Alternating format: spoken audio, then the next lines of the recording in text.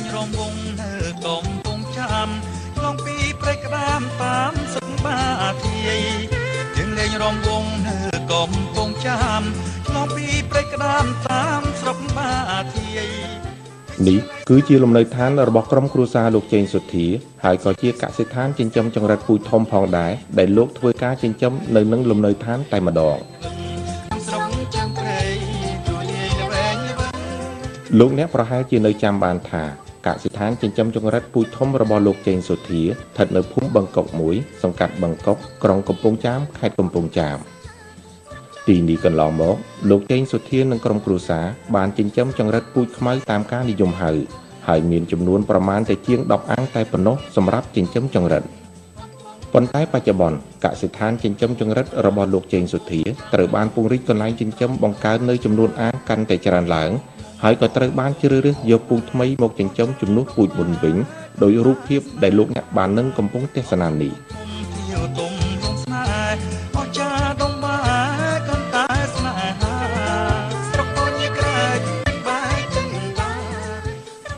យោងលើហេតុផលនៃការជ្រើសរើសពូជថ្មីនេះទើបលោកសុធាបានផ្ដល់ព័ត៌មាននិងអនុញ្ញាតឲ្យក្រុមការងារយើងជួបធ្វើការសាកសួរពីបញ្ហាមួយចំនួនទាក់ទងនឹងការចិញ្ចឹមចង្រិតពូជថ្មីថាតើវាមានកត្តាអ្វីខ្លះដែលជំរុញឲ្យលោកជ្រើសរើសយកពូជចង្រិតនេះហើយចង់ផ្សព្វផ្សាយជូនលោកអ្នកបានជ្រាបនោះសូមស្ដាប់ការរៀបរាប់របស់លោកចេងសុធាដូចតទៅ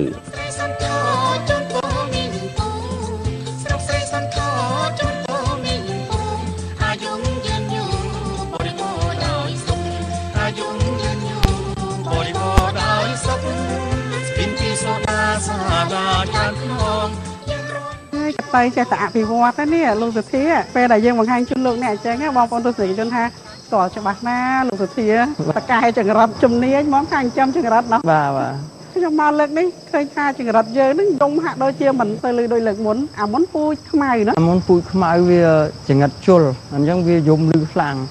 ឯចង្រិតនេះមិនមែនចង្រិតជុលទេអញ្ចឹងវាយំអត់សូវលឺដូចចង្រិតជុលហ្នឹងអូអាជុលហ្នឹងវាយំលឺជាងអាអត់ចង្រិតអត់ជុលបាទអញ្ចឹងពួកនេះសិពួកអាស្លូតហ៎បាទនេះពួកស្លូតហើយសំបីតែយើងចំទៅហ្នឹងគោវាអត់សូវខំគ្នាដល់ខ្មៅដែរអាខ្មៅខំគ្នាខ្លាំងអានេះអត់សូវខំគ្នាទេខំតិចមែនតើហ្មងខ្ញុំត្រូវលោកសុធាការរកទទួលទានយើងត្រូវតែដូចថាចេះសិក្សាស្រាវជ្រាវថា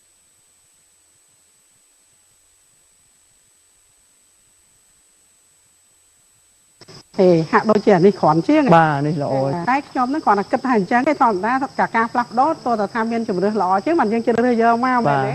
ចាអញ្ចឹងជំរឿសបែបណាថ្ងៃហ្នឹងចង់ឲ្យលោកសុធាជួយជូនលំអិតដែរហើយចង្រិតអីផ្លេចទៀតដែរអាហ្នឹងចង្រិតតាមពិតវាអត់មានឈ្មោះទេគេអ្នកបង្កើតមកហ្នឹងវាអត់ចេញឈ្មោះដោយសារចង្រិតហ្នឹងវាពណ៌ក្រហមទាំងក្បាលក្រហមទាំងខ្លួនក្រហមទាំងអស់ហ្មងខ្ញុំដាក់ឈ្មោះវាចង្រិតក្រហមអញ្ចឹងបដ ாய் ហ្មងទៅបាទអូបើវាពណ៌ក្រហមដាក់វាក្រហមបាទដាក់វាក្រហមហ្មងហើយបើវាខ្មៅថាខ្មៅអញ្ចឹងហៅថាខ្មៅហ្មងអញ្ចឹងអាមុនយើងសន្មតថាខ្មៅបាទអានេះយើងសន្មតថាចង្រិតក្រហមបាទឥឡូវនេះលោកអ្នកកំពុងតែចង់ដឹងជាពិសេសបងប្អូនប្រជាពលរដ្ឋយើងដែលមានមុខរបរដូចថារកទទួលទានផ្នែកចិញ្ចឹមចង្រិតបន្ថែមទៀតណាហ្នឹងហើយអញ្ចឹងគាត់គិតថាអញ្ចឹងលោកសុធាបងពូជថ្មីមកទៀតដែរអញ្ចឹងពូជថ្មីហ្នឹងវាយ៉ាងម៉េចពូជចាស់ហ្នឹងវាយ៉ាងម៉េចម៉ៅហ្នឹងអាក្រហមនេះដែលលោកសុធាសម្រាប់ចិត្តយកក្រហមវិញហ្នឹងតើវាខុសគ្នាហើយវាចំណេញយ៉ាងម៉េចខ្ញុំសូមរំលឹកពីអាខ្មៅសាមុនចាហើយមកពីអាក្រហមហ្នឹងអាខ្មៅហ្នឹងពីមុនមកយើងចំបានផលដែរប៉ុន្តែ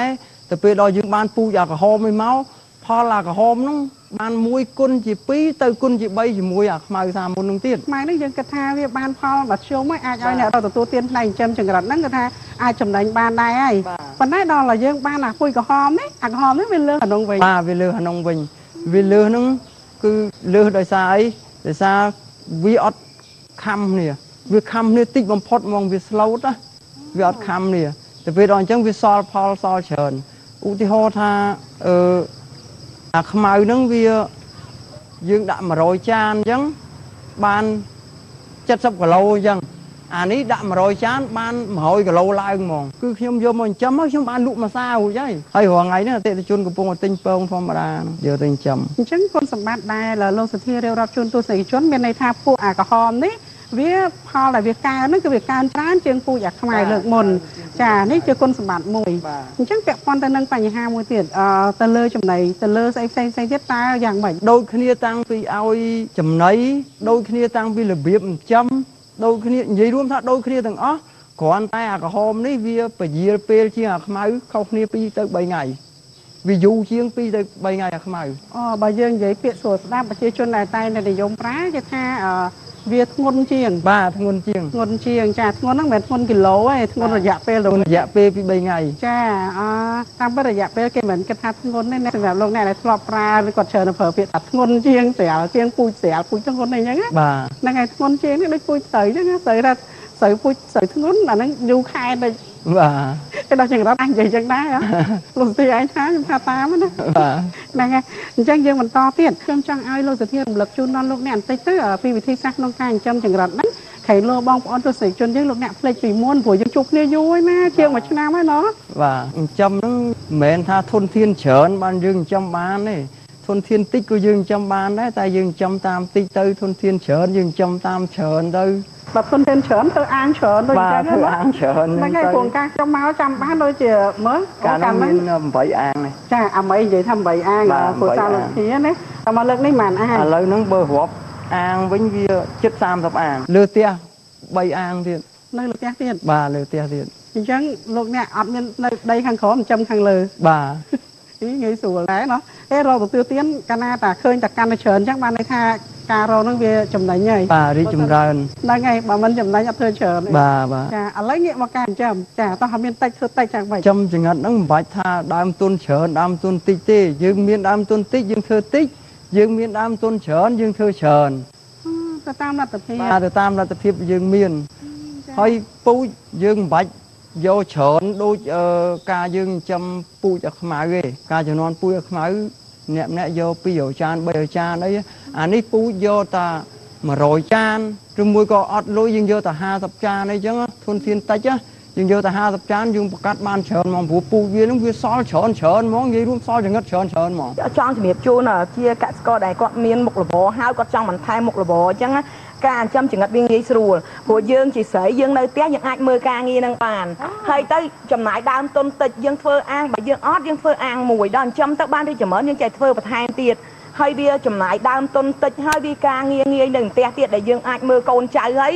យើងអាចមើលចង្រិតនឹងបានចាវាងាយស្រួលអញ្ចឹងហើយមិនហ្នឹងឆ្លៀតឲ្យចំណៃចង្រិតហើយឆ្លៀតមើលចៅទៀតលោកអ្នកមិនដឹងឆ្ងល់អីមិននិយាយដល់ចៅក្មេងលហក្មេងនេះតែមានចៅអភិវឌ្ឍគ្រប់ហ្មងណាគ្រប់វិស័យចាឥឡូវនេះខ្ញុំចង់ជម្រាបប្រាប់ប្រជាពលរដ្ឋដែលចិញ្ចឹមចង្រិតអាខ្មៅនឹងទាំងអស់ឲ្យបានដឹងថាកុំអស់សង្ឃឹមបើសិនជាចិញ្ចឹមចង្រិតអាខ្មៅនឹងជួបការបរាជ័យគឺចិញ្ចឹមយកពូជអាក្រហមនេះទៅចិញ្ចឹមពិតជាជោគជ័យព្រោះអាខ្មៅនឹងវា2ខែមុនហ្នឹងវាមានបញ្ហាងាប់ហើយងាប់ហ្នឹងមិនមែនងាប់តែនៅស្រុកខ្មែរយើងហ្នឹងទេខ្ញុំទេទៅថៃក៏ថៃងាប់ដែរហើយអត់មានវិធីទប់ស្កាត់វាទេដឹងមូលហេតុវាងាប់ប៉ុន្តែអត់មានវិធីទប់ស្កាត់វាតែ2ខែហ្នឹងតែ2ខែមុនហ្នឹងដែលមានបញ្ហាហើយអ្នកដែលទិញពូចង្រិតខ្ញុំអាក្រហមនេះយកទៅវគ្គក្រោយហ្នឹងខ្ញុំធានាបើសិនជាពូចង្រិតហ្នឹងវាយកទៅងាប់ដោយអាខ្មៅខ្ញុំធានាអត់យកលុយស្គាល់ផ្ទះខ្ញុំស្រាប់ហើយមកយកពូខ្ញុំស្គាល់ផ្ទះខ្ញុំស្រាប់ហើយគឺខ្ញុំបកគលលុយវិញគ្រប់ចំនួនបើយកទៅពូចង្រិតខ្ញុំងាប់ដោយអាខ្មៅគឺខ្ញុំអត់នេះហើយពូចង្រិតខ្ញុំដែលខ្ញុំចែកជូនប្រជាពលរដ្ឋកន្លងមកអាខ្មៅហ្នឹងក៏អត់អីដែរជោគជ័យរហូតប៉ុន្តែវាមកទឹមបរាជ័យអា2ខែជាងមុនហ្នឹងវាទៅមកមានបញ្ហាតែ2ខែជាងមុនហ្នឹងទេតែយើងរកចំណុចដែលវាមានបញ្ហាអត់ទាន់ឃើញអត់ឃើញបើអញ្ចឹងយើងត្រូវតែងាកមកភ្លាមបើមានបញ្ហាហើយយើងត្រូវតែឈប់បញ្ហាហ្នឹងយើងបង្វែរមកណាដែលចំណេញហើយសម្រាប់មកនេះអត់ទាន់អីបាទនេះអត់អីទេពីព្រោះអីដូច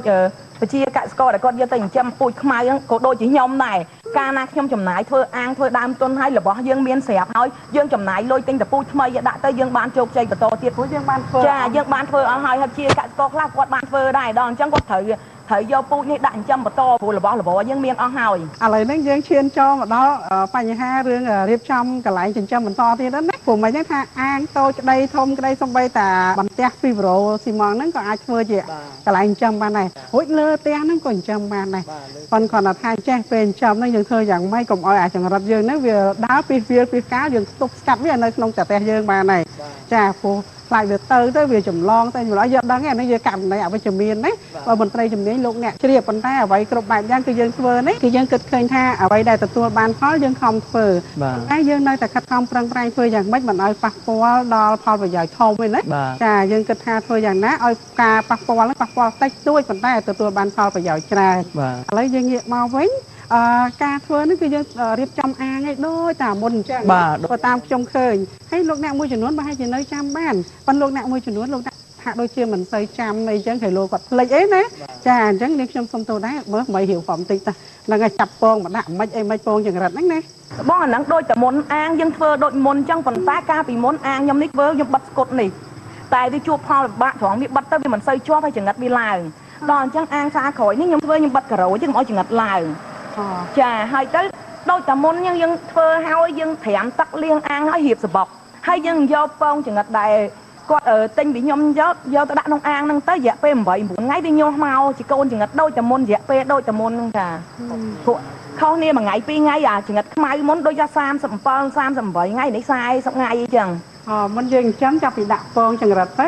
37ថ្ងៃបានណាបានដាក់ពងវិញចានេះ40ថ្ងៃឬពី3ថ្ងៃចាក់តងទៅនឹងចំណីក៏ឃើញថាការដាក់ចំណីដូចគ្នាដែរមុនហើយទឹកក៏បាញ់ឯដូចគ្នាយ៉ាងដែរមុនមកមានឃើញលពៅទេណាឥឡូវនេះគាត់តែកំតិចលពៅនេះហាន់ដាក់ណាចាលពៅហ្នឹងគឺពេលដែលយើងចាប់ចង្រិតហ្នឹងលក់ចិត្តដល់ថ្ងៃចាប់ចង្រិតលក់គឺយើងអត់ឲ្យវាស៊ីចំណីឬកទូអីទេខ្លាចវាធំដល់អញ្ចឹងដាក់លពៅទៅឲ្យវាស៊ីលពៅហ្នឹងទៅពេលដែលយើងយកចង្រិតទៅទទួលទានវាមានធំកតុធំចំណីមុននឹងចាប់លក់2ថ្ងៃគឺយើងឲ្យស៊ីលពៅសុតហ្មងអត់ឲ្យមានឲ្យចំណីឲ្យកតុឲ្យអីទេគឺដាក់លពៅសុតទាំងអស់ហ្មងខាងហ្នឹងខាងណាខាងវៀតណាមហ្នឹងគេប្រាប់អញ្ចឹងឬក៏យើងរកឃើញនេះជាគំនិតផ្ទាល់ខ្លួនរបស់ខ្ញុំឯងពីព្រោះអ្នកដែលយកទៅទទួលទានអ្នកខ្លះគេអត់ធ្វើដល់ពេលអញ្ចឹងយើងត្រូវកែច្នៃយ៉ាងណាកុំឲ្យមានជាតិចំណីជាតិកតុក្នុងខ្លួនវាដែលអូនឯងនិយាយថាធំនេះគឺធំក្លិនចំណីចាចំណីរបស់ចង្រិតបាទធំចំណីរបស់ចង្រិតបងប្អូនយើងមួយចំនួននៅពេលដែលលោកអ្នកបានទិញចង្រិតយកពីទីផ្សារទៅដល់គាត់លាងទឹកគាត់លេងឲ្យញ៉ាំទៅចាដល់ទៅពេលអញ្ចឹងអាក្លិនកតុក្លិនចំណីនេះវានៅធំចាដល់អញ្ចឹងយើងកែច្នៃឲ្យវាមានគុណភាពអូចាហ្នឹងណាហើយឆ្ងល់ចេះហើយនឹកឃើញមិនបានយកលពៅចុះបើក្រៅពីលពៅជាបន្លែក៏បានប៉ុន្តែជាបន្លែយើងពិបាករើលពៅអញ្ចឹងវាយើងអាចរើបានច្រើនណាជាបន្លែវាពិបាកហើយមួយទៀតលពៅនេះវាពណ៌លឿងចាពណ៌លឿងអញ្ចឹងវាសម្បូរទៅដោយវីតាមីនណាប្រភពវីតាមីនហ្នឹងបើលោកអ្នកដឹងស្រាប់ណាបាទហើយដល់ទៅពេលចង្រិតយើងដាក់ទៅទៀតបង្កើនឲ្យជារសចង្រិតហ្នឹងណាដាក់ទៅឆ្ងាញ់ហ្មងចាមិនបានភ្លក់ដែរនឹងចង្រិតនេះឆ្ងាញ់របស់គេចាឥឡូវនេះយើងបន្តបន្តិចទៀតទៅលោកអ្នកបានជ្រាបហើយយើងបិទអញ្ចឹងបានន័យថាដើម្បីកុំឲ្យចង្រិតហ្នឹងវាឡើងកាលពីមុនយើងដាក់ផ្លាស្ទិកចុះប្រសិនបើបងប្អូនយើងលោកអ្នកធ្វើអាហ្វីប្រូស៊ីម៉ងហ្នឹងតែគាត់យកអីបិទវិញយើងបិទស្គុតអានេះបិទជាប់ស៊ីប្រូហ្នឹងបិទជាប់ល្អបិទស្គុតជាប់ល្អអត់ដូចស៊ីម៉ងទេស៊ីម៉ងយើងបិទស្គុតបិទអត់ឲ្យជាប់ទេតែបើស៊ីប្រូអាលៀតហ្នឹងគឺបិទជាប់ល្អដាក់ស្គុតទៅជាប់ស្អាតហ្មងហើយម៉េចចង្រិតហ្នឹងអាយុវាប្រហែលថ្ងៃដែលយើងឃើញនេះរយៈពេល42ថ្ងៃហើយ42ថ្ងៃចា42ថ្ងៃមិនលឹក2ថ្ងៃចាព្រោះវាដល់រយៈពេល40ថ្ងៃយើងត្រូវដាក់យកពងប៉ុន្តែយើងដាក់ក្នុង2ថ្ងៃយើងដកម្ដង2ថ្ងៃដកម្ដងអញ្ចឹងចង្រិតហ្នឹងតម្រាំចាប់លក់អាច48ថ្ងៃប៉ុន្តែខ្ញុំឃើញថាទំហំអាចង្រិតក្រហមនេះដូចអាពូចង្រិតខ្មៅដែរតែប៉ុនគ្នាដែរណាចាប៉ុនគ្នាជាងទូជាងបន្តិចទូជាងខ្មៅបន្តិចប៉ុន្តែទិន្នផលដែលវាហុចឲ្យខ្ពស់ជាងខ្ពស់ជាង1គុណជា2ទៅជា3ហ្មងអញ្ចឹងបានខ្ញុំប្រាប់ប្រជាពលរដ្ឋដែលចិញ្ចឹមអាខ្មៅនោះទោះជាជួបបរាជ័យក៏ដោយកំពុងតែជោគជ័យក៏ដោយគឺងាកមកយកពូជអាក្រហមនឹងចិញ្ចឹមខ្ញុំធានាថាជោគជ័យយ៉ាងខ្មៅមិនមែនថាខ្ញុំបានពូជអាក្រហមនេះមកខ្ញុំនិយាយដើម្បីខ្ញុំលក់ពូជទេគឺខ្ញុំនិយាយជម្រាបជូនដល់ប្រជាពលរដ្ឋដែលចិញ្ចឹមអាខ្មៅទទួលបរាជ័យឲ្យងាកមកយកពូជអាក្រហមនេះទៅចិញ្ចឹមខ្ញុំធានានឹងជោគជ័យហ្នឹងហើយប្រសិនបើជួបមានវិបត្តិអីហើយយើងកុំនេះយើងត្រូវតែរើបំរាស់អាវិបត្តិអវិជ្ជមានមិនល្អនឹងចេញណាយើងត្រូវតស៊ូហើយស្រាវជ្រាវរកមកទៀតថាតើអាវិបត្តិហ្នឹងវាយ៉ាងម៉េចវាអាណាដែលចំណេញយើងខំប្រឹងបន្តទៀតប៉ុន្តែទោះជាយ៉ាងណាក្តីនឹងខ្ញុំក៏សូមខន្តីអភ័យទោសដល់លោកអ្នកផងដែរព្រោះថាយើងដឹងថាព្រះរាជាណាចក្រកម្ពុជាបច្ចុប្បន្នគឺថាមានការរីកចម្រើនផ្នែកខាងការចិញ្ចឹមខាងកសិកម្មកសិឧស្សាហកម្មនេះការរីកចម្រើនខ្លាំងណាស់អញ្ចឹងលោកអ្នកចេះច្រើនណាស់អញ្ចឹងប្រសិនបើលោកអ្នកមានការយល់ដឹងហើយដូចថាយើងចេះជួយគ្នាដែរតែជួយយ៉ាងណាជួយដូចថាអប់រំផ្សព្វផ្សាយទៅលើផ្លូវត្រូវ ណាយើងជិះវៀងការរិះគន់ក្នុងន័យមិនមែនស្ថាបនាក៏អត់ល្អដែរណាហើយយើងក៏មិនប្រកាសថាយើងធ្វើនឹងត្រឹមត្រូវ 100% ដែរមិនចឹងលោកសុធាណាហើយយើងនៅតែស្រាវជ្រាវបន្តទៀតមែនទេចាឧទាហរណ៍ថាយើងកំពុងតែធ្វើអាហ្នឹងជោគជ័យហើយលោកតែមានអាណាមកជោគជ័យលើអាពូជហ្នឹងទៀតយើងត្រូវតែងាកទៅទៀតបាទអត់ទេរងថ្ងៃនេះខ្ញុំអត់ទាន់ថាអស់ពូជចង្រិតទេណាខ្ញុំមាននៅឃើញមានចង្រិតមកពូជទៀតដែលធំជាងអាហ្នឹងហើយពណ៌ស្អាតដូចអាហ្នឹងចឹងគឺពូជចង្រិតហ្នឹងខ្ញុំឃើញនៅប្រទេសអង់គ្លេសក៏ទៅគឺថាស្រឡាញ់ជំនាញខាងចំចង្រិតហ្នឹងហ្មងណាបាទដោយសារតែបរាជ័យរឿងត្រីកាមុនអីបាទដោយសារបរាជ័យរឿងត្រីប៉ុន្តែត្រីបើសិនជាធ្វើត្រូវក៏ពិសេសដែរតែឥឡូវដូចថាយើងចាប់អារម្មណ៍ទៅលើចង្រិតក៏ចង្រិតទៅណាមកពីត្រីខ្ញុំហ្នឹងខ្ញុំចាំត្រីខុសគេចាំខុសគេត្រីស្ដាយអត់តែមានបណ្ណាចាំទេបើយើងចាំតាមក្បួនខ្នាតត្រឹមត្រូវតាមក្រសួងកសិកម្មរុក្ខាប្រមាញ់នឹងនេសាទលោកអប់រំមកក៏បានដែរប៉ុតចង់សាកមើលចង់សាកមើលបាទអញ្ចឹងក៏នេះអញ្ចឹងតែមិនអីទេដូចខ្ញុំជំរាបជូនអញ្ចឹងថាឥឡូវយើងសម្បូរអ្នកជំនាញបណ្ឌិតអីច្រើនណាធនធានមនុស្សសម័យដែលចូលខ្សែណាយើងអត់យល់កន្លែងណាយើងចេះតែសួរនាំបន្តណាបាទថ្ងៃនេះអរគុណលោកសុធានិងអូនមីដែរតែថាមានអីប្លែកអញ្ចឹងទៅតាក់ទងទៅក្រុមការងារយើងដើម្បីផ្សព្វផ្សាយយើងចេះអង្គការពីយើងផ្សព្វផ្សាយឆ្នាំទៅណាពេលផ្សព្វផ្សាយហ្នឹងបងប្អូនប្រជាពលរដ្ឋយើងលោកអ្នកមានដូចថាទស្សនៈមតិយោបល់អីយ៉ាងម៉េចដូចថាចូលរួមជាមួយយើងអីអត់អូចូលរួមច្រើនបាទចូលរួមហើយមកតាក់ទងទិញពូជពីខ្ញុំហ្នឹងច្រើនមកនិយាយរួមថាការចំនួនពូជឲ្យខ្មៅហ្នឹង22ខេត្តក្រុងដែលមកទិញពូជពីខ្ញុំហ្នឹងអត់តែខេត្ត2ទេអត់តែមណ្ឌលគិរីហើយប្រាវហៀចាប់អារម្មណ៍ខ្លាំងណាស់ពេលដែលទូផ្សាយហើយគឺប្រព័ន្ធទូរស័ព្ទ6ពេលដែលទូបាយ័នហ្នឹងផ្សាយភ្លាមទូរស័ព្ទខ្ញុំ4 1000ហ្នឹងនិយាយ2ថ្ងៃ2យប់តែមកទាំង4 1000ចែកកូនឲ្យជួយនិយាយព្រោះតែមកច្រើនចាអញ្ចឹងគឺក្នុងគណៈនេះយើងអរគុណដល់លោកអ្នកដែលលោកអ្នកបានចាប់អារម្មណ៍អញ្ចឹងជំរាបជូនលោកអ្នកម្ដងទៀតទៅគេលោកអ្នកថាបានពូជអាល្អធំអញ្ចឹងលោកសុធាហើយនិងអូនមីគេបានល្អមកទៀតហើយអញ្ចឹងចង់តាក់ទងទៀតជំរាបជូនគាត់ទៅបាទខ្ញុំសូមអរគុណដល់ទី1អរគុណដល់ឋានីទូបាយ័ននិងអរគុណដល់ប្រជាពលរដ្ឋដែលគាំទ្រពូជចង្រិតនៅកសិដ្ឋានរបស់ខ្ញុំហើយឥឡូវហ្នឹងខ្ញុំជម្រាបជូនប្រជាពលរដ្ឋថាបើសិនជាប្រជាពលរដ្ឋចង់ដូរពូជឬមួយក៏ចង់ទិញពូជចង្រិតអាក្រហមនឹងយកទៅចិញ្ចឹមគឺផ្ទះខ្ញុំនៅភូមិបឹងកុកសង្កាត់បឹងកុកក្រុងកំពង់ចាមខេត្តកំពង់ចាមហើយទំនាក់ទំនងតាមលេខទូរស័ព្ទ010 011 012 015 63 លេខដូចគ្នាទាំងអស់បាទលេខដូចគ្នាទាំងអស់ខ្ញុំចង់ភ្លេចចាណោះ011 010 011 012 015 63 67ហើយខ្ញុំបង្រៀនរបៀបចិញ្ចឹមបង្រៀនអីទាំងអស់បើសិនជាអ្នកដែលទើបតែនឹងចិញ្ចឹមថ្មីហើយអត់មានយកលុយយកកាក់ថ្លៃបង្រៀនថ្លៃអីនឹងគេទេហើយយើងចេះតែចិញ្ចឹមទៅបើថាពូជនឹងវាល្អហើយប៉ុន្តែយើងក៏មិនតដឹងថានៅត្រឹមហ្នឹងដែរត្រូវមានពូជអីតទៀតដោយលោកវិធានិយាយអញ្ចឹងណានៅក្នុងភូមិកទៅចេះតែនាំគ្នាធ្វើតែយើងគិតតែអ្វីដែលផ្លូវល្អបានដែរណាចាអាចធ្វើនេះខ្លះទៅរកអីខ្លះអញ្ចឹងទៅគួបផ្សំគ្នាទៅបានផ្ទះធំទំនំខ្ពស់អញ្ចឹងទីធ្លាធំទលាយនេះកសិដ្ឋានចិញ្ចឹមចង្រិតនៅក្នុងក្រុងកំពង់ចាមចាមិនពិបាកអីចិញ្ចឹមចង្រិតក្នុងក្រុងហ្មងណាឥឡូវនេះស្រុកយើងវារីកចម្រើនណាតែពេលដល់អញ្ចឹងខ្ញុំឆែកតាមអ៊ីនធឺណិតឆែកទៅឃើញវាធំពូជវាធំឲ្យថានៅអង់គ្លេសហ្នឹងក៏ឲ្យខ្ញុំតាក់ទងបានស្គាល់កន្លែងស្គាល់អីគេច្បាស់ហើយខ្ញុំនឹងទៅនាំពូជនឹងយកមកទៀតព្រោះប្រទេសយើងឥឡូវរីកចម្រើនចង់ទៅប្រទេសណាក៏បានដែរហ្នឹងហើយចាគាត់ថាយើងដាក់ដូចថានាំមកយ៉ាងម៉េចអីយ៉ាងម៉េចឲ្យតែស្របច្បាប់ទៅបានហើយណាហើយម្យ៉ាងទៀតខ្ញុំធ្លាប់បានស្ដាប់ស្ថាប័នជំនាញនិយាយពីផលអាក្រក់របស់ចង្រិតហ្នឹងដែរគឺវាបំផ្លាញដំណាំរបស់ប្រជាពលរដ្ឋហ្នឹងហើយបើសិនជាយើងយកមកចិញ្ចឹមហ្នឹងយើងកុំឲ្យវារួចអីអញ៉ៃទៅដើម្បីកុំឲ្យវាទៅបំផ្លាញដំណាំគេយើងថែទាំយើងមើលថែអាសាឲ្យបានដិតដល់កុំឲ្យវារួចកុំឲ្យវាអីចឹងទៅល្អតានេះអ្នកចិញ្ចឹមចង្រិតហ្នឹងឯងមួយយ៉ាងតាពួកចេះអាចចង្រិតហ្នឹងត្រូវឯងលោកសុធាបានតាមដានច្បាស់លាស់ហ្មងមន្ត្រីស្ថាប័នជំនាញគាត់បានមានប្រសាសន៍អញ្ចឹងមែនគាត់ថាចង្រិតហ្នឹងវាជាសត្វចង្រៃណាហ្នឹងហើយពេលតែវាទៅចូលដំណាំអីវាកាត់ស្រូវកាត់អីអញ្ចឹងរួចបងប្អូនយើងចាប់យកមកចិញ្ចឹមអញ្ចឹងខែអញ្ចឹងទៅទីមួយយើងបានផលទៀតណោះចាព្រោះធម្មតាចិញ្ចឹមយើងមានចង់ឲ្យវារួចទៅក្រៅទេរួចវាបាត់បង់អស់រួចទៅបាត់បង់ចង្រិតយើងដែរអញ្ចឹងយើងការពារកុំឲ្យវាហាវកុំឲ្យវារួចអានេះពេលវាចិត្តពងមុននឹងវាពង3ថ្ងៃហ្នឹងគឺវាផ្ទាត់ឡើងហ្មង dương khớp rồi nãy những việc tuột máu tông rồi nãy những thằng ó mòn hay bởi dương khớp mong là chết vì tranh bờ sân chỉ dương khớp chết nó bị tranh cho na tập tí tới với lẹ từ bên này hay phải chị bay ngay vì chụp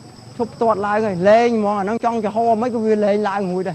lên tuột lại lên như vậy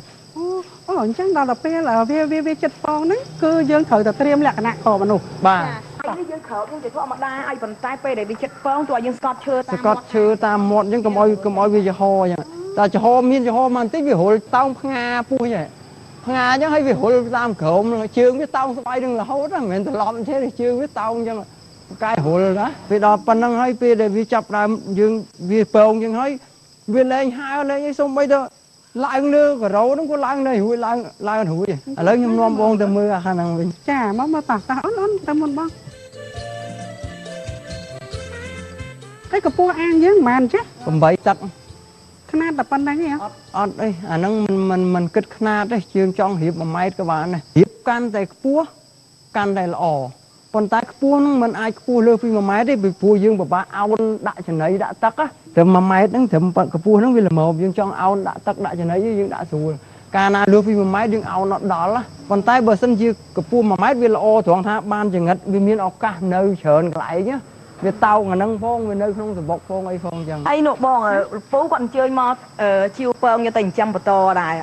chả là pua khăn đó cha pua chơi tình mất cha xong chuộng tây cha chẳng chuộng chúng với pua khăn nặng mà rồi tình pua nhá bà bao nhiêu biết đâu đâu cha xuân chơi cha trong màuនេះគឺមកក្នុងរៀនសូត្រពីបងនៅបានច្បាស់លាស់ពីក្នុងការចិញ្ចឹមនឹងបងប្អូនទីបាទបញ្យល់ខ្ញុំនៅតាមរាប់ដោយក្នុងការចិញ្ចឹមបាទចឹងអាចយើងអង្គុយតិចចាស់មកយើងនិយាយគ្នាតិចលោកពូចាំរត់អ្នកខេត្តកំពង់ចាមហ្នឹងមកឬមួយក៏ខេត្តដតីពូខ្ញុំរាប់សពថ្ងៃខ្ញុំនៅខេត្តកំពង់ចាមបាទស្រុកកំពង់សៀមបាទស្រុកកណ្ដាលកើតជាអ្នកកំពង់ចាមខ្ញុំកើតនៅទីក្រុងភ្នំពេញបាទប្រហែលបច្ចុប្បន្នមករស់នៅខេត្តកំពង់ចាមបាទអញ្ចឹងស្រួលហើយអ្នកកំពង់សៀមអ្នកនៅនេះចិត្តក្រុងកំពង់ចាមទៀតនៅក្នុងដូចថាទឹកដីតែមួយណាបាទចឹងវាសួរលោកពូចន្ទរដ្ឋាមិនបានលោកពូមានចំណាប់អារម្មណ៍ក្នុងការចិញ្ចឹមចង្រិតមូលហេតុទី1ខ្ញុំបានជួបបងទីបានបញ្យល់ហើយខ្ញុំមើលឃើញពូចរិតថ្មីនេះដែលពីមុនចរិតខ្មៅហើយនឹងចរិតក្រហមវាខុសគ្នាវាគុណភាពហើយនឹងផលដែលបានវាខុសគ្នាហើយខ្ញុំចំណង់ចូលចិត្តក៏ខ្ញុំមកសាកសួរបន្ថែមហើយនឹងបងទីក៏នឹងបង្រៀនរបៀបឲ្យចំណីនឹងថែទាំនឹងការមើលកាត់ខុសទៅបាទយើងមកសិក្សាសិនណាបាទហើយឥឡូវហ្នឹងខ្ញុំឃើញកាន់នេះចានពងចង្រិតហ្នឹងបាទសិក្សាឲ្យប្រងយកទៅតែមកឬមួយក៏មិនតាន់ទេពងចង្រិតនេះគាត់នឹងរៀបចំពងទីនឹងជំវិចសម្រាប់ភ្ញៀវក្រោយទេប្រហែលខ្ញុំនឹងគាត់នឹងវែកឲ្យមើលពងនៅក្នុងនឹងតើមានចំនួនពងច្រើនពងតិចនៅក្នុងចានដែលរុំថង់ប្លាស្ទិកនឹងបានអញ្ចឹងអានេះសម្រាប់ម៉ួយដែលគេត្រៀមមកយកឡើយណាអូអញ្ចឹងម៉ួយមានរហូតបាទមិញគេមកយកទៅមុនហ្នឹងគេមកយកទៅដែរបាទបើសិនជាលោកពូមិនយល់ទាស់ទេសូមជំរាបសួរអំពីការងារផ្ទាល់ខ្លួនបន្តិចហីថ្ងៃលោកពូបម្រើការងារអីដែរខ្ញុំសប្តាហ៍ហ្នឹងខ្ញុំលក់គ្រឿងទេសហើយនឹងសល់ពីការងារគ្រឿងទេសហ្នឹងខ្ញុំបង្រៀនភាសាអង់គ្លេសបាទអូលោកគ្រូអង់គ្លេសលោកសុធាបើសិនថាមានចំណុចណាយើងមិនយល់អីណាដោយលោកសុធាមិញចង់ថាម៉េចតាក់ទងពូចចង្រិតនៅអង់គ្លេសចាពូចពាក្យណាមិនស្រួលយើងអត់ចេះសួរលោកគ្រូអង់គ្លេសហ្មងបាទខ្ញុំដោយសារតំណាក់តំណងដោយដឹងពីការចិញ្ចឹមចរិតហ្នឹងក៏ដោយសារខ្ញុំនឹងមកបង្រៀនកូនលោកធីបាទផ្ទាល់ដល់អញ្ចឹងទៅហើយក៏គាត់ក៏បានជួយពីណែនាំក្នុងការចិញ្ចឹមហើយក្នុងការមើលហ្នឹងក៏ខ្ញុំមានចំណងចិត្តនៅខាងហ្នឹងដែរបាទបងរិទ្ធហ្នឹងគាត់ពីមុនគាត់ធ្លាប់នៅសហរដ្ឋអាមេរិកគាត់ទៅនៅជាង10ឆ្នាំមួយទេគាត់អានេះគាត់និយាយប្រាប់ខ្ញុំថាគាត់ធ្លាប់ទៅនៅហើយគាត់ត្រឡប់មកយកប្រពន្ធនៅស្រុកខ្មែរនឹងវិញបាទចាអមមិនហ្នឹងលោកសុធាថាលោកពូចន្ទរដ្ឋប្រាប់លោកសុធាចាឥឡូវមិនបាច់ទេខ្ញុំសួរគាត់ហ្មងពូអញ្ចឹងទៅនៅស្រុកគេតាំងពីឆ្នាំណាខ្ញុំទៅដល់ស្រុកគេឆ្នាំ83បាទហើយឥឡូវហ្នឹងត្រឡប់មកស្រុកយើងវិញបាទត្រឡប់មកបាទព្រោះស្រុកយើងឥឡូវហ្នឹងមានសន្តិភាពហើយនឹងមានការអភិវឌ្ឍច្រើនហើយខ្ញុំឆ្លាញ់មិត្តភូមិរបស់ខ្ញុំទៅកំណត់របស់ខ្ញុំពូចន្ទរដ្ឋដឹងមិនហ៎ពីដើមឡើយពីឆ្នាំ8យើងកាលនោះយើងតែរួចផុតពីសង្គ្រាមគឺថាយើងលំបាកណាស់ហ្នឹងហើយកាលនោះយើងលំបាកមែនទែនប៉ុន្តែបច្ចុប្បន្នណានេះខ្ញុំដើរទៅណាមកណាថាបានដោយសេរីប៉ុន្តែគាត់ថានៅក្នុងផ្លូវល្អប្រសិនបើយើងប្រព្រឹត្តខុសច្បាប់នោះច្បាប់មិនអនុញ្ញាតឲ្យយើងធ្វើទេយើងត្រូវតែទទួលទោសហើយប៉ុន្តែបើយើងធ្វើតែអំពើល្អយើងអាចធ្វើកិច្ច ការអញ្ចឹងទៅគឺថាយើងបានសុខស្រួលណាហ្នឹងហើយមករកទទួលទានក៏ស្រួលដែរចាស្រួលស្រុកយើងបន្លែបកាស្រស់ថ្មីចាដល់ដល់មកអញ្ចឹងយ៉ាងម៉េចដែរលោកពូអូបាទចំណាញ់បាទឆ្ងាញ់នឹងម្ហូបអាហារយើងហើយជាពិសេសនឹងខ្ញុំសប្បាយចិត្តបានជួបបងធីដែលបានមានឱកាសនឹងស្គាល់របៀបចិញ្ចឹមចង្រិតខ្ញុំសប្បាយចិត្តបាទចាស្រួលព្រោះអញ្ចឹងកន្លែងយើងដូចថាទីធ្លាតូចល្មមយើងអាចបង្កើតកន្លែងចំចង្រិតបានព្រោះដល់លោកសុធាគាត់មានកន្លែងរៀងធំអញ្ចឹងទៅជាកសិដ្ឋានចំចង្រិតហ្នឹងដូចខ្ញុំនិយាយអញ្ចឹងការលើកមុនខ្ញុំជួបលោកសុធាខ្ញុំថាហីឥឡូវនេះមានកសិដ្ឋានចិញ្ចឹមចង្រិតខ្ញុំធ្លាប់តែដឹងកសិដ្ឋានចិញ្ចឹមគោក្របីស្រាប់តែកសិដ្ឋានចិញ្ចឹមចង្រិតកសិដ្ឋានរបស់ខ្ញុំហ្នឹងគឺខ្ញុំធ្វើតាមច្បាប់ទម្លាប់ត្រឹមត្រូវគឺខ្ញុំមានច្បាប់អាជីវកម្មច្បាប់បើកសិដ្ឋាននេះនឹងត្រឹមត្រូវមកសញ្ញាអភិបាលខេត្តសញ្ញាអីត្រឹមត្រូវចំណុចការដាច់ខាតយើងត្រូវតែគោរពច្បាប់ប្រសិនបើយើងមិនគោរពច្បាប់ទេយើងធ្វើអីមិនបានជោគជ័យទេយើងបានន័យថាយើងជាជនមួយល្មើសហើយប្រទេសនេះតែរដ្ឋគឺគេមានច្បាប់ត្រឹមត្រូវចឹងចាអញ្ចឹងយើងត្រូវគោរពទាំងអស់គ្នាហើយម្យ៉ាងទៀតយើងងាយស្រួលណាស់ក្នុងការរកទទួលទានណាឃើញទេស្រួលស្ងអីហ្នឹងអត់ម៉េចនោះគេនៅផ្ទះនៅចាយផងគេអាចចិញ្ចឹមចង្រិតបានលុយបន្ថែមទៀតហើយដល់លោកពូមើលលក់គ្រឿងទេសផងឥឡូវនេះមានចំណិតចង់ចិញ្ចឹមចង្រិតផងវិញធ្វើគ្រូបរៀនទៀតហេដូចជាមូលបងស្រីសំណាងអញ្ចឹងបន្តិចខ្នាតខ្ញុំបំរុងនឹងរៀបចិញ្ចឹមមិនមែនតែខ្នាតធំដោយបងធីចិញ្ចឹមហើយខ្ញុំដាក់2អាងឬមួយក៏3អាងបាទសាក់របស់បាទវាទីធ្លាខ្ញុំមិនសូវជាធំប្រហែលបាទវាតាក់ទងនឹងទីធ្លាដែរបាទមិនអីទេនេះសំចាសិនឥឡូវនេះគិតសម្រាប់ចិត្តថាអាចយកទៅចិញ្ចឹមហ្នឹងចិញ្ចឹមនៅពេលណាខែក្រោយឬក៏យ៉ាងម៉េចពេលដែលខ្ញុំរៀបចំអាងហើយនឹងបងធីទៅមើលដែរបាទជួយបញ្យល់បន្ថែមទៀតក្នុងការចិញ្ចឹមបាទអញ្ចឹងលោកសុធាយើងត្រូវតែខិតខំទាំងអស់គ្នាណាហើយដូចយើងបានជជូនលោកអ្នកអញ្ចឹងបើសិនតែមានចំណុចណាអវិជ្ជមានអីសូមទោសលោកអ្នកផងដែរយើងព្យាយាមស្រាវជ្រាវបន្ថែមទៀតណាលោកពូច័ន្ទរតចាហើយយើងខំធ្វើតែចំណុចថ្មីមួយដែលនេះខ្ញុំអត់បានដឹងកន្លះថ្ងៃហ្នឹងគឺថារឿងផ្លែល្ពៅផ្លែល្ពៅដាក់ឲ្យចង្រិតកាលមុនមកអត់មានផ្លែល្ពៅលោកពូច័ន្ទរតខ្ញុំមកថតលើកមុនអត់មានល្ពៅទេចាលើកនេះមានផ្លែល្ពៅនៅកោផ្លែល្ពៅចាតាមតែឃើញដល់នេះចង្រិតវាចេះស៊ីល្ពៅដែរណាបាទចូលចិត្តល្ពៅមែនតើអូដឹងចិត្តចង្រិតអស់ហើយហ្នឹងថ្ងៃនេះកំពុងស្រាវជ្រាវបច្ចេកទេសរហូតហ្មងស្រាវជ្រាវតាមដានឥឡូវហ្នឹងរឿងល្ពៅហ្នឹងគឺល្អមែនតើល្អត្រង់ថាមុននឹងចាប់ចង្រិតហ្នឹងលក់2ថ្ងៃគឺខ្ញុំត្រូវឲ្យវាស៊ីល្ពៅសុទ្ធទាំងអស់ហ្មងអត់ឲ្យស៊ីចំណីអត់ស៊ីកន្ទុទេដើម្បីកុំឲ្យអ្នកហូបហ្នឹងធំក្លិនឧទាហរណ៍ថាបើផុតរដូវល្ពៅព្រោះល្ពៅវាមានផ្លែតាមកំណត់ណាអស់ពីល្ពៅតែលោកសុធាមាននឹកឃើញថាយកផ្លែផ្សេងមានបើសិនជាអស់ល្ពៅយើងអាចឲ្យស៊ីកាដូងស៊ីល្ងក៏បានដូចជាទំនើបហ្មងណាហើយចាំមិនបានលោកសុធាតែនឹកឃើញកាដូងតែនឹកឃើញល្ងព្រោះធម្មជាតិរបស់ចង្រិតហ្នឹងវាដើរស៊ីល្ងនោះតាមចកាគេនោះវាចូលចិត្តឆ្លាតណាពលរដ្ឋណាតាមដាននៅចរិតលក្ខណៈរបស់ចង្រិតធម្មជាតិមួយហ្នឹងចង្រិតវាស៊ីអីដឹងតែវាចូលចិត្តអីយកអាហ្នឹងមកឲ្យវាហ្មងហើយល្ងហ្នឹងគឺកាលណាយើងយកមកហូបវាឆ្ងាញ់ឈ្ងុយឆ្ងាញ់ល្ងធម្មតាបាទដូចទៅអីយ៉ាងដែរទឹកគ្រឿងមើលបាទឆ្ងាញ់លោកពូទៅយ៉ាងណាមើលទាំងបាទសាលាសាលាច្រើនខ្នងយើងរំបងឆ្លងអូនបង16ស្រុកកំពុងចាំត្រង់រំបងសែនសុខកំពុងចាំត្រង់លោកសុធានេះច្រើនម៉េចអូអានោះច្រើនយ៉ាងនេះទៀតទេអាហ្នឹងបានប៉ុន្មានថ្ងៃហើយ2-10ថ្ងៃគាត់ដាក់ដំបងមើលអត់ឃើញទេណាបាទទូដូចសមោដូចសមោចចឹងបាទនេះហត់ទៅច្រើនមែនតើនេះបាទនេះញោមបាន10ថ្ងៃម្ដងអ្នកចិញ្ចឹមកាលណាឃើញអញ្ចឹងក្តីសង្ឃឹមហ្នឹងបាទហ្នឹងយើងមិនចាំបាច់គ្របទេពេលនៅទូអញ្ចឹងវានៅនិយាយរួមថាទូចក៏ដោយធំក៏ដោយយើងមិនបាច់គ្របក៏បានដែរសំខាន់គឺគ្របនោះគ្របការពារតែជីងចក់ថ្លែនឆ្មាអីវាចូលស៊ីវាតែប៉ុណ្្នឹងឯងហើយបើអត់គ្របល្អជាងគ្របឆ្ងាយល្អមិនល្អរហូតដល់គ្របទៅខ្យល់អាកាសល្អខ្យល់អាកាសចេញចូលល្អកាលណាយើងគ្របទៅវាសណាញ់នឹងវារៀងចិត្តរូនទូពេកវាអត់ទៅមានខ្យល់អាកាសល្អចង្រិតដែលល្អមិនល្អយើងមើលតាមអញ្ចឹងហ្នឹងកាលណាបើវាឡើងឃើញច្រើនញុកអញ្ចឹងគឺចង្រិតហ្នឹងដូចថាវាមានសេរីភាពពេញទីរបស់វាហ្មងណាកាលណាចង្រិតអត់សូវមានសេរីភាពគឺវាសងំនៅទៅក្នុងសម្បុកឯងអញ្ចឹងប្រជាពលរដ្ឋចំហ្នឹងគឺត្រូវទៅតាមដានវាបន្តិចការងារស្រាលមែនមិនទៅយើងត្រូវការព្យាយាមតាមដានវាអាហ្នឹងបានយើង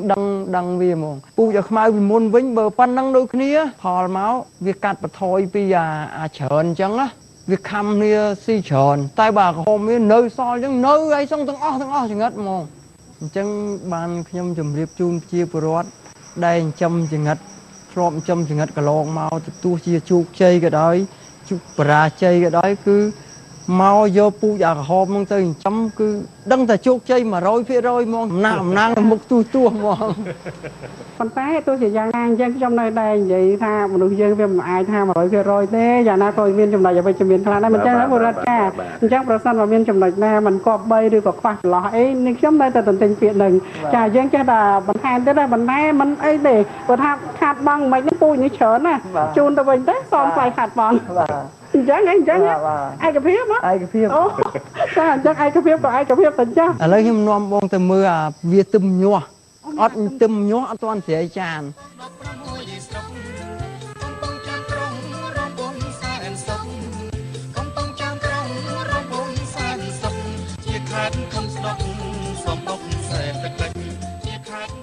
បន្ទាប់ពីលោកចេងសុធាបង្ហាញជូនអាងដាក់ចង្រិតឲ្យញាស់រយៈពេល12ថ្ងៃនិងអាងដែលញាស់រយៈពេល10ថ្ងៃរួចមកយើងក៏បន្តទៅកាន់អាងដាក់ចង្រិតមួយទៀតលោកសុធាបន្តថាអានេះទឹមញាស់សាមញ្ញទូដូចស្មោចអញ្ចឹងបើនៅលើប៉ងតុកមើលច្បាស់ជាងអូដូចស្មោចណាបាទហើយយើងដាក់ឲ្យប៉ងឲ្យមានសំណើមនៅនឹងរហូតណាបាញ់ទឹកវាបាញ់ទឹកដល់ឲ្យវាមានសំណើមអញ្ចឹងយើងទៅខាងណាទៀតហើយអានេះទឹមញាស់ហ្មងអានេះត្រូវស្រ័យថងដាក់វាដាក់ខាងនេះបានទេណាលោកវាដាក់លើនេះតិចមកនេះលោកឃើញចេះយកខាងនេះមកចាមើលសុំឲ្យលោកអ្នកបានឃើញតិចមកស្រ័យអត់ខូចអត់ទេអត់អីទេនេះសិតតែកូនវានេះវាកំពុងញាស់ទឹមញាស់ហ្នឹងហ្មងបាទញាស់ហ្នឹងដូចលងខ្មៅអញ្ចឹងណាបាទយើងឃើញវាញាស់ក្នុងចានអញ្ចឹងហើយយើងត្រូវដាក់ចំណីរៀបប៉ងរៀបអីឲ្យហើយចាំយើងស្រ័យកាលណាលើសពី3ថ្ងៃវាដាច់ទឹកដាច់ចំណីវាងាប់យើងដាក់ទឹកដាក់ប៉ងចំណីអីរួចរាល់អស់ចាំយើងស្រ័យហើយយើងយកមកយើងដាក់ផ្អៀងបន្តិចដើម្បីឲ្យវាស្រួលចុះនេះដាក់ផ្អៀងវាចឹងផ្អៀងប៉ុណ្ណឹងព្រោះគ្នានៅតូចបាទនៅតូចកាលណាបើយើងដាក់ត្រង់ចេះជួនវាឡើងអត់រួចវាឡើងចេញពីចាហ្នឹងអត់រួចបើយើងដាក់ផ្អៀងប៉ុណ្ណឹងផ្អៀងតិចចឹងវាចុះមកចេះហ្មងធ្លាក់មកក្នុងវាហ្មងហើយអាថងដែលយើងស្រ័យហ្នឹងកូនចង្រិតវាមាននៅក្នុងថងហ្នឹងទៀតអញ្ចឹងយើងខ្ទាស់វាលាស់ចេះខ្ទាស់ចឹងយើងខ្ទាស់វាបញ្ចេញហ្នឹងមកយើងលាស់ទៅកូនចង្រិតធ្លាក់ចូលក្នុងហ្នឹងអស់លោកសុធាចេះតែនឹកឃើញតែហ្មងអើយលោកសុធាហើយមួយយ៉ាងដែរហ្នឹងឯងអញ្ចឹងលោកអ្នកបានជ្រាបណាមិញហ្នឹងគាត់ថាបំភ្លេចរឿងហ្នឹងឯងអត់ចាប់អារម្មណ៍ណាមិនខ្ញុំចង់បំភ្លេចទេមកខ្ញុំមិនដឹងហ្នឹងឯងដល់ទៅពេលឥឡូវលោកសុធាចេះតែប្រាប់បន្តទៀតចាមិញហ្នឹងបើខ្ញុំគិតថាសរុបត្រឹមនោះអត់បានដឹងរឿងហ្នឹងទៀតចាអញ្ចឹងបានដឹងខ្លះថែមទៀតដែរអរគុណណាស់លោកសុធាថ្ងៃនេះចំណាយពេលពេញមួយថ្ងៃតែហ្មងមួយចុះអានេះដូចជាអត់សូវមានរបៀបអាហ្នឹងខ្ញុំកំពុងតែចាប់លក់អានេះពូជអាខ្មៅពូជអាមុនបាននៅសមអាងហ្នឹងដល់តែមិនឈប់ហើយមិនខុសពីយើងធ្វើស្រែទេអាពូជនេះបាន1ហិកតា5តោនទៅវាដល់អាពូជនោះបាន10តោនយើងធ្វើ10តោនវិញយើងអត់ធ្វើ5តោនទេវាអញ្ចឹងឯងចាលោកសុធាវាសំនិយាយម៉េចមិនដែលណាគេនិយាយអត់តិចទេណាអានេះសើទឹមញោមសាមញ្ញបងអញ្ចឹងហ៎បាទអូយើងចាប់ដើមរៀបបន្តទៀតណាចាអញ្ចឹងយើងរាល់ថ្ងៃយើងលក់ពូជផងយើងលក់សាច់ផងណាចាពូជអាក្រហមហ្នឹងល្អពូជល្អហើយសំខាន់ឲ្យសាច់វានឹងឆ្ងាញ់ទៀតមិនខ្ញុំបានភ្លក់តាឲ្យដូចពណ៌ដូចចង្រិតធម្មជាតិយើងបេះដាក់ហ្មងពណ៌ពលរដ្ឋខ្ញុំចាប់អារម្មណ៍ត្រង់ថាអាចង្រិតយើងនេះវារៀងទូបន្តិចណាបើសិនតែបានតែធំល្អណារៀងទូជាងអាខ្មៅបន្តិចពលរដ្ឋធ្លាប់ភាសាចង្រិតដូងដាក់ស្រាយដីអត់បាទធ្លាប់ញ៉ាំចង្រិតដូងយកស្រាយដីបាទច្រាមសាច់ជ្រូកមិនស្រាយដីយកចុះមានបាទនៅអាមេរិកមានអត់នៅអាមេរិកគេផ្ញើមានទៅដល់បាទបងប្អូនយើងដែលមកលេងហើយត្រឡប់ទៅវិញហ្នឹងផ្ញើទៅទាំងគីឡូបាទដើមគ្នាញ៉ៃដែរហ្នឹងបាទព្រោះខ្ញុំមកយូរហើយខ្ញុំមកតាំងឆ្នាំ2009បាទមកដល់2009នេះតែបាន3ឆ្នាំដែរចាអញ្ចឹងបានន័យថាស្រួលហ្នឹងម្ហូបណាពិសេសអីដូចមិនទាន់បានជួបផងទេបាទញ៉ាំមិនទាន់ខ្ញុំមិនម្ហូបវាបងខ្ញុំហើយមិនស្លឹកព្រិចបាទស្លឹកព្រិចបាទស្លឹកព្រិចស្រោយគេស្លឹកព្រិចស្លកកោបាទបាទប្រពន្ធខ្ញុំទឹមស្លម្សិលមិញបាទសំណាបាទបងស្រីនៅបកាយបាទចាអញ្ចឹងយើងងាកមកខាងនេះវិញបាទសាលាច្រើនខ្នងយើងរំបងឆ្លងអូនបង16ស្រុកកំពុងចាំក្រុងរំបងសែនសុខកំពុងចាំក្រុងរំបងសែនសុខជាខេត្តខំស្ដុកសំបុកសែនទឹកជាខេត្តខំស្ដុក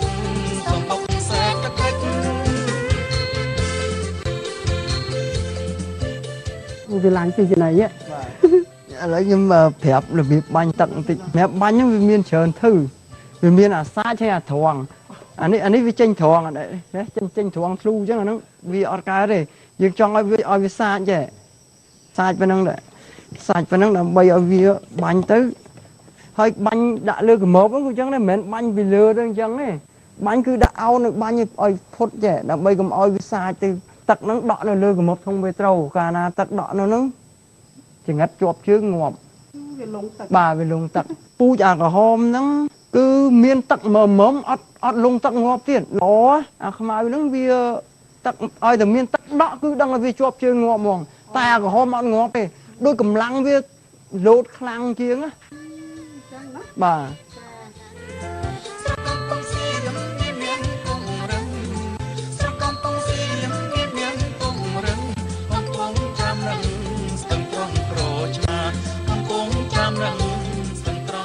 ខ្ញុំចង់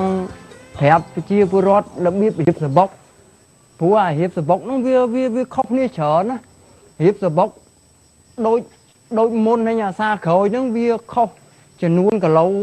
គ្នារៀបដោយអាសាមុនហ្នឹងរៀបដូចគ្នាចង្រិតសល់បាន10គីឡូតែបើយើងរៀបសបុកអាវិធីថ្មីនេះគឺចង្រិតសល់3ទៅ10ទៅ5-10គីឡូតែឥឡូវយើងរៀបហើយនៅនេះអានេះរៀបហើយបាទឥឡូវខ្ញុំរៀបឲ្យមើលបាទខ្ញុំរៀបអត់រៀបប្រឈោដូចសាមុនទេសាមុនយើងដាក់ប្រឈោអញ្ចេះដាក់អញ្ចឹងដើម្បីវាមានប្រហោងចេញចូលនេះតែពេលដល់យើងខ្ញុំសិក្សាទៅឃើញថាចង្រិតវាចូលចិត្តនៅរៀងជាអៀតអញ្ចឹងខ្ញុំដូរពីរៀបអញ្ចឹង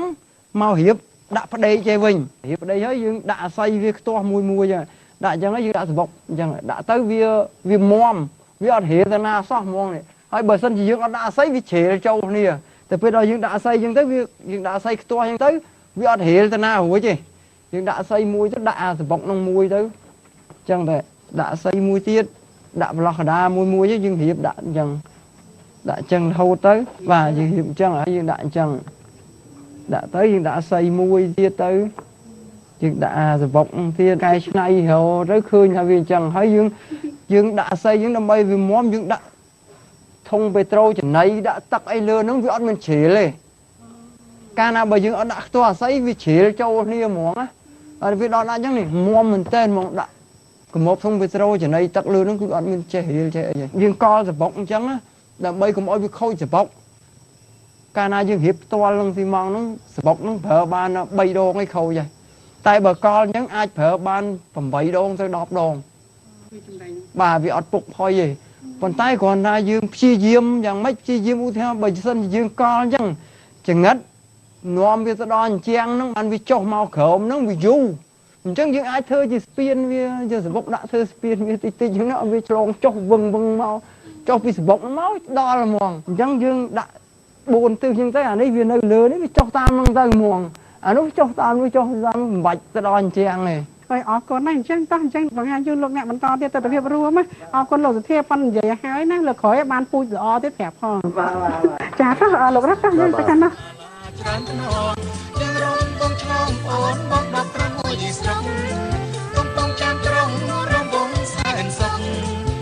កំចានត្រង់រំបងសែនសុខជាខេត្តខំស្លុកសំបុកសេដ្ឋកិច្ចបើផ្អែកទៅលើការអាងចំពោះការចិញ្ចឹមចង្រិតពូជក្រហមនេះលោកចេងសុធាហាក់ដូចជាមានទំនុកចិត្តនិងក្តីសង្ឃឹមច្រើនឡើងព្រោះថាក្រោយពីឃើញពូជចង្រិតពូជខ្មៅមានបញ្ហាលោកបែរងាកមកចិញ្ចឹមពូជចង្រិតក្រហមនេះរយៈពេលប៉ុន្មានខែកន្លងមកឃើញលទ្ធផលជាជំហានគឺផ្ដល់នូវភាពជោគជ័យសម្រាប់លោកព្រោះត្បិតអីបើតាមការរៀបរាប់មុននេះបន្តិចក៏ដូចជាឃើញទស្សនវិជ្ជាជាក់ស្ដែងគឺទទួលបាននូវទិន្នផលគួរឲ្យកត់សម្គាល់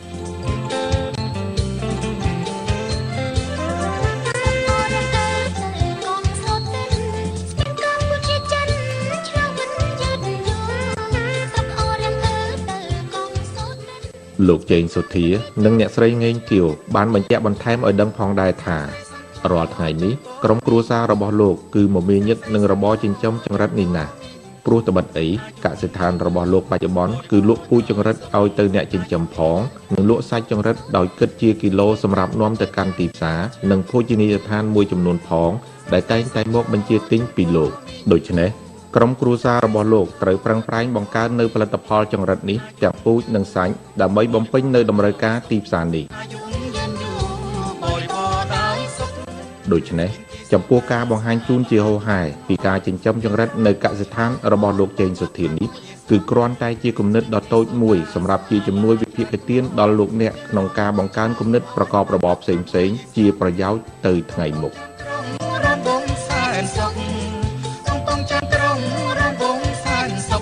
ជាខេត្តធំស្លុកសម្បុកសេដ្ឋកិច្ចជាខេត្តធំស្លុកសម្បុកសេដ្ឋកិច្ច